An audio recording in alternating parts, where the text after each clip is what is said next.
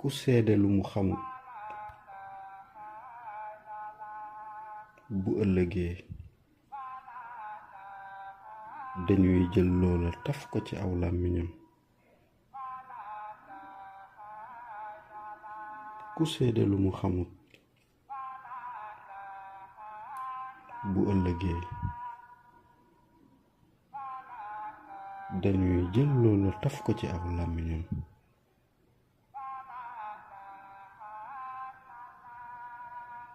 ñoo ngi ko doxalee nag ci téere bu ñu naan Fatxul Manaan.